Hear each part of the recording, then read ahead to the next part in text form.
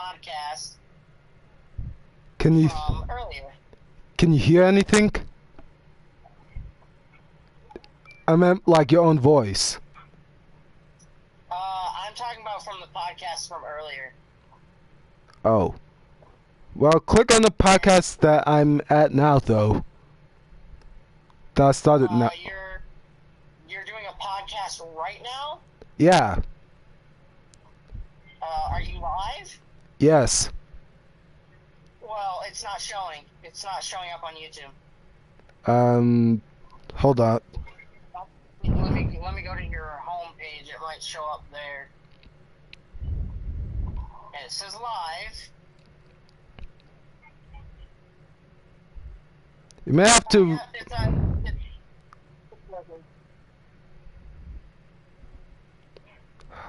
Huh?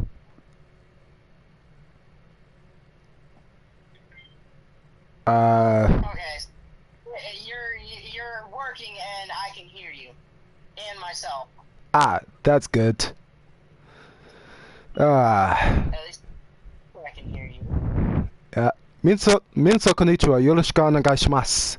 Akirathenephilimで、そして、Radgid Assassin. You can say something now. What's up? Hey guys. Alright, and forgot that Radgid was also part of this. You can't forget about him.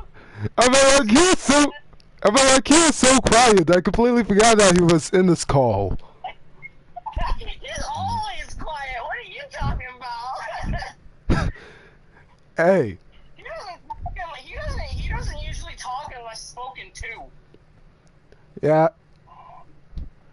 But that's hyperstatic for you. Yeah. That's because I'm like this. I don't talk. And that's why you're one of our best friends. Yeah. Anyway.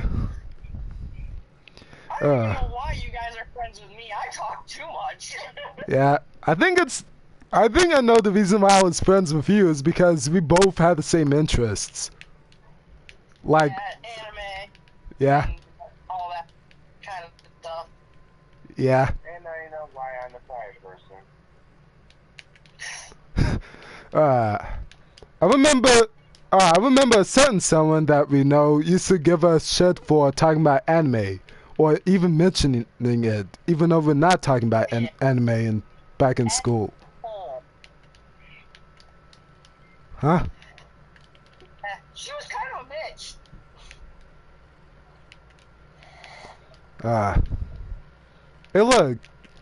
Hey look, my shadow is online. Because we'd be sitting there talking anime even while we were sitting eating lunch. Yeah? I remember she told us to grow up, but like we said, since there was no audio on the last two podcasts, it is socially acceptable, no matter what age you are, to watch anime or cartoons or anything like that, and it's also socially acceptable to have your family as friends on Xbox, PS4, or anything like that. All of it's socially acceptable no matter what. So Yeah. I think it's usually with cartoons, though, it's only because you have a younger family member who is still a kid that watches cartoons. yeah. So But I think what's the other thing that I think what ends up I think what was the other thing too is that it's still socially acceptable, like you said, but I think it's more pertain to the only thing that people give a damn about is like if people always bring up that said subject over like non-stop and doesn't even talk about anything else. yeah, like here an example would be my mom. she told me and my she told me to stop talking about Harry Potter. Yeah. I mean, granted, my sister's still new to the Harry Potter stuff. So, and I used to be the same. Like when I first read the books or watched the movies, I was just like non-stop, 24/7 for about months on end. I would nothing but Harry Potter. Yeah. But that that's the problem. If you talk about one thing too much, it gets on someone's nerves. Yeah. So that's cool, and it's okay. I mean, like, if you're really into a topic so much to the point where you want to talk about it with someone who has a similar interest and who has much enthusiasm, it's really good. Yeah. Though, because... It's socially acceptable. That Yeah. is socially acceptable. And you can say the same... Well, I just realized, this is the same exact conversation that we had the last podcast. Except before this, we ended up talking about Resident Evil and the difference between live-action adaptation of animes and animes in general. So... Plus, we also talked about how, just like with movies, there are parts that are just thrown in there. Like, if you think about Star Wars, the part where Han Solo says, "I know," that was just an on-the-spot thing that happened. Just like with Draco Malfoy saying, "Reading, I didn't know you could read." Yeah. But... And just like with in the movie Avengers, when Tony Stark is eating blueberries, the actual actor hid snacks around the set. And so when he asked the other Mark Ruffalo if he wanted a blueberry, that was generally Downey Jr. asking Mark Ruffalo if he wanted a snack. Yeah. And it's the same thing with animes, because some people who voice characters, who do the voices of characters, will come up with something on the spot, and it'll be in the anime, and it just makes the anime that much better. Yeah, but here's the thing too that I want to talk about, though. In terms of anime per se, the one group that I really hate the most is people that would start war in debates about which is better, sub or English, sub or dubbed. But the truth... And it doesn't matter which one is better. Yeah, I mean, like, it's the same show. I mean, like... Most people subbed because it's actually in Japanese and it sounds better. And then there are people who like dub because they think it sounds better and everything. But I also find a problem with dubs is that sometimes the words don't match up with the movements of the character's mouth. But here's the other... With sub, it actually lines up with what the character is saying. But here's the problem with subs too, is that with subs, you have...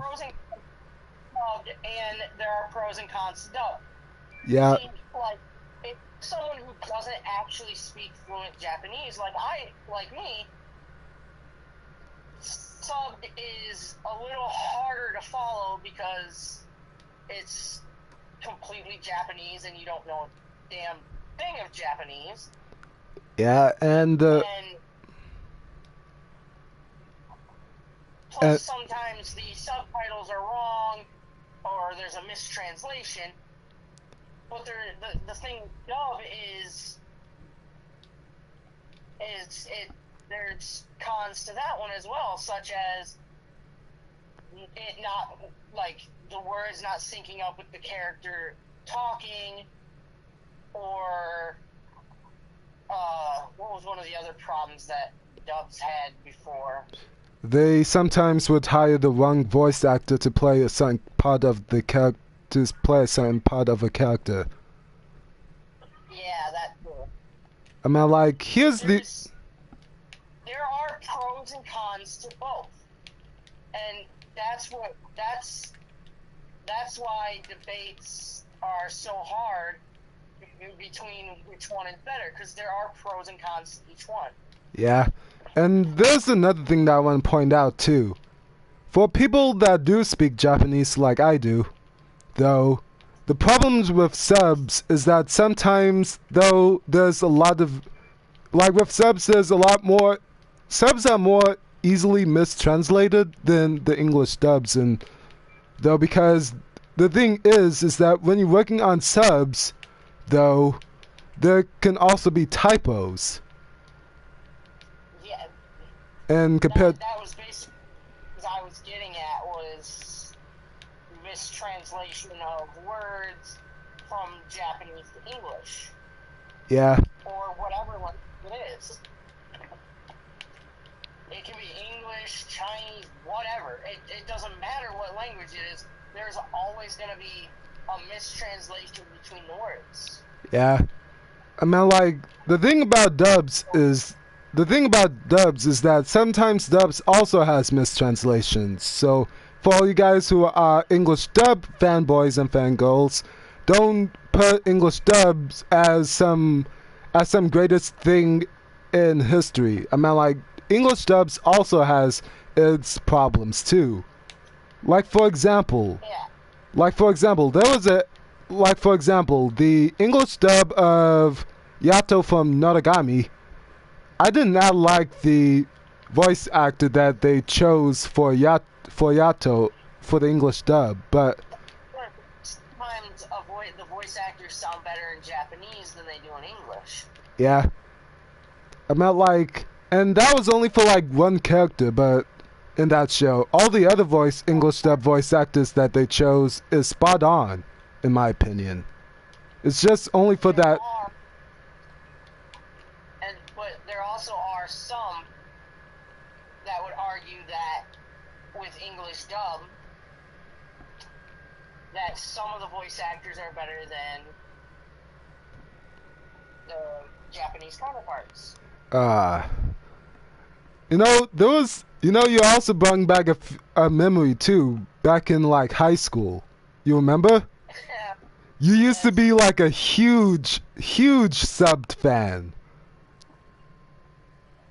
Me, yeah, well, I still kind of am a subbed fan, but you're not like... I don't really follow what they're saying or anything. I more follow the storyline, the action, plot, all of that stuff. Yeah. I don't really care if there's a mistranslation or anything like that. For me, it's just I want to watch something. I don't give a shit what language it's in. I just want to watch something. Yeah, I mean, like, and that's the thing with me too. Is like when I first started watching Dragon Ball Z, or not first started, but then around last summer, I decided to rewatch like the whole Dragon Ball Z arc from Saiyan Saga all the way to the Cell Saga. And I noticed you remember one of the episodes where like Vegeta looks at Goku and then he tries to measure like his power level, and then Vegeta says like, it's over 9,000. You remember? That was mistranslated from the original manga. That's what I was saying. From the original thing, because I believe it was actually over 9 million was the original thing. Actually, it was... No one quote me on this. I believe it was over 9 million.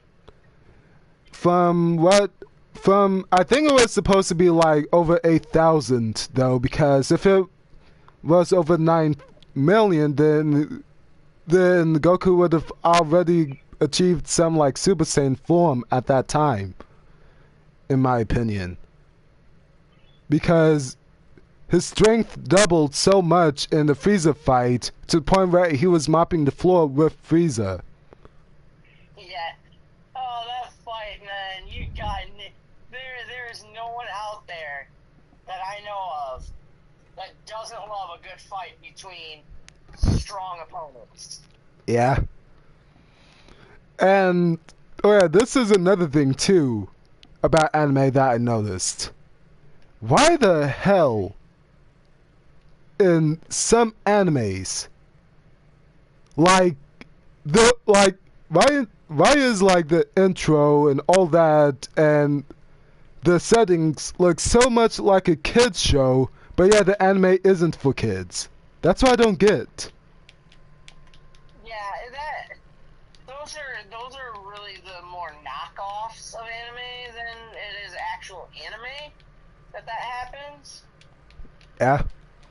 I'm not like one of the animes that I can think of though that fits what I just said is like freaking in another world with a smartphone. Like it's a good anime, but it's not necessarily for. Oh wait, no, bad. Oh no, wait, bad example. Majikoi or Samurai Girls. Like. Oh my god, not that anime! Oh my god! Oh great, now that one's just gonna be stuck in my freaking head. About like. The anime is good, but it's also not for kids, though. But yeah, the theme is almost like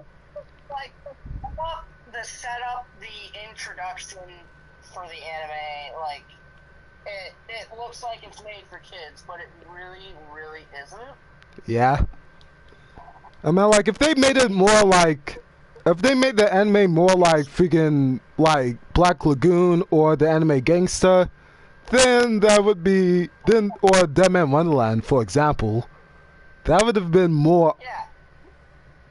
See, the anime that you were talking about, it's more geared towards older audiences, which is the problem with their introduction. It makes it look like it's geared towards kids, not like, teenagers and adults. Yeah, but the thing is that if it is aimed for like older audiences though, or for audiences that is like in the preteens, though, then they would have censored some scenes, though. Like for example, that bath scene that one blonde hair girl was in, they would have censored that. The blonde girl with the two colored eyes? Yeah. Wait, which anime are we talking about again? Majikoi or Samurai Girls? Oh, no, she doesn't have two colored eyes. Oh, no. I'm thinking the wrong anime. No, but there was a scene where it's like, the main character, Yamato... I remember that scene. Yeah, like if they were to aim for like kids, if they really aim for like teenagers and preteens though, and by what I mean by teenagers, I mean people who are like 13, 14, who's like 13 and 14 up to 15, then they would have like kind of censored that part out, though. No, but the type of teenagers I'm talking about are like 16, 17, 18. All the way till like they're like all the way till like college, though. Yeah. Well, no, anime doesn't really have a cap on how old you have to be to even watch it. I mean, it's socially acceptable for someone who's in their 50s or 60s or anything like that to watch anime. Yeah, I meant like, I know if like though. I should do that because my own dad watches Hmm. But he usually but the type of anime he watches is on the Adult Swim channel, so. Yeah. So that's more geared toward older audiences. Yeah. Or even better yet, or Cowboy Bebop or other animes like that. Yeah. Hold up. I have to stop the broadcast right quick because I'm switching over to another game.